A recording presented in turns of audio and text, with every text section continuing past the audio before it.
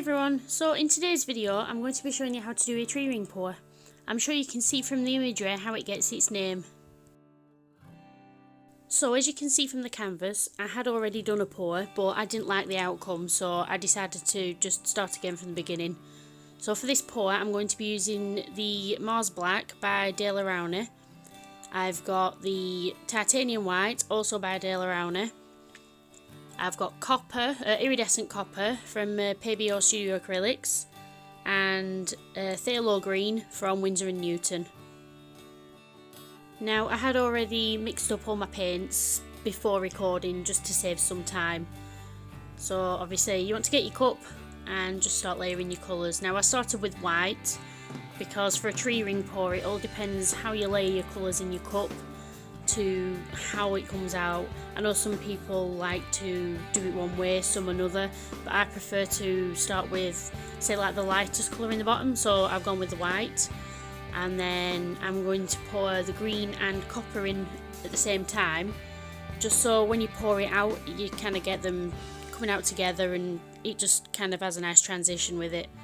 And on the top I put black, just to sort of darken the edges up a bit. So obviously with the white on the bottom and the black on top, you'll get that gradual sort of gradation between the colours.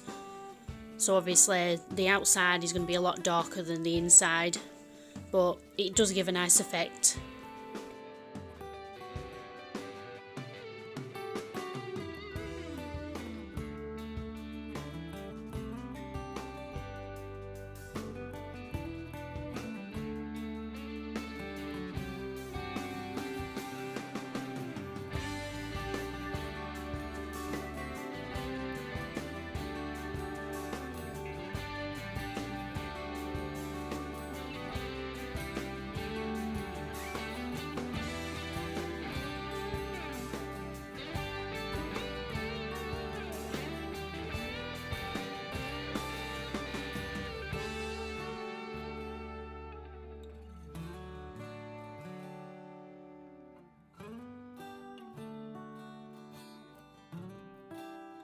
Okay, so once you've got all your colours laid in your cup, you can then pick your cup up and just sort of pinch the end of it where you're going to pour from, and it'll create a little spout. It just makes it easier for the paint to flow out rather than it all globbing out, because you won't get the same effect if it just comes out too fast. All you need to do is just make tiny little circular motions with your hand or your wrist, and it'll create the nice rings that you want for the pour. As you can see here, you've got like the dark colour on the outside and then the white coming out last in the middle.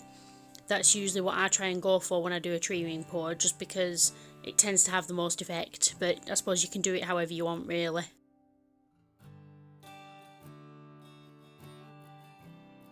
Once I've finished pouring, I like to just go over it with my torch to get rid of any air bubbles. Obviously, because we're creating a tree ring, you're not really going to be wanting too many cells in it, because sometimes it can just ruin the effect.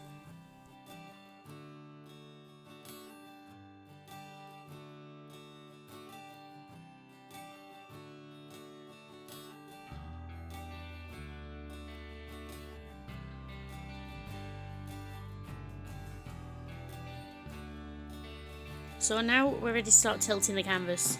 As with the previous video, all you need to do is just start moving it and keep an eye on the paint. With a tree ring pour you do need to be a little bit more precise though. Obviously if you pour too much paint off the edge you could ruin the design and it might not look like rings. Likewise, if your paint's too thin it might mix together and you might lose the prominence of the rings. They just won't stand out the same. It might just end up looking like a splotchy mess, which obviously is really not what you want.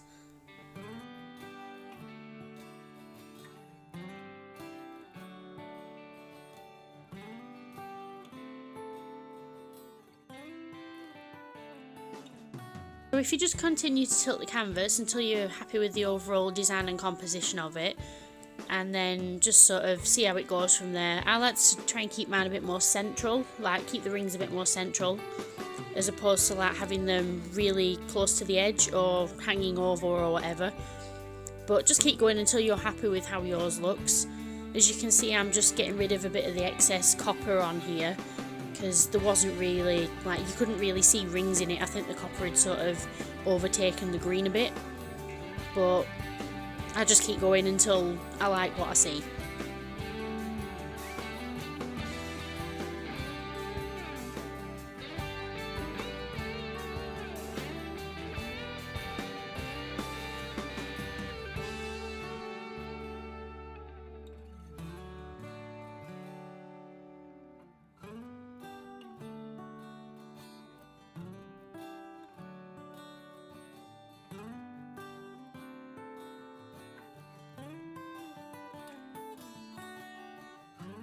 As you might be able to see here, I'm just having a quick look at the edges while I clean my hands, just to make sure it's all covered and the paint's ran down properly and that.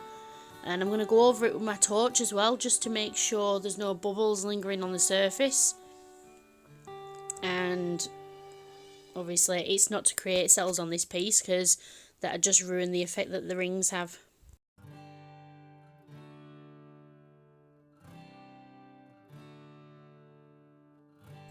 So now I'm just checking the edges and the corners to make sure the paint has fully covered them.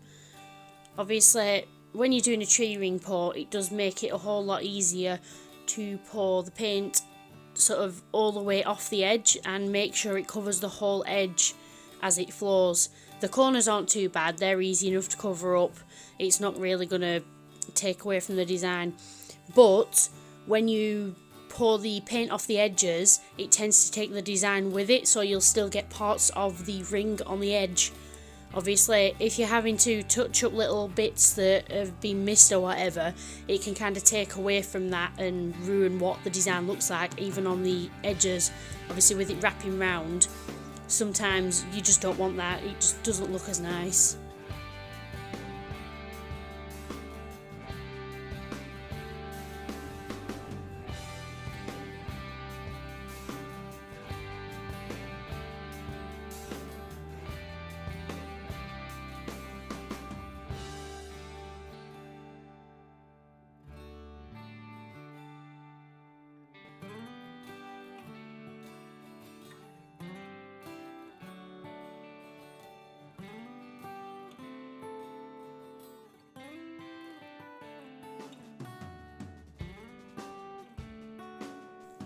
Last but not least, I like to go over it once more with the torch just to make sure all the bubbles are gone, because why not?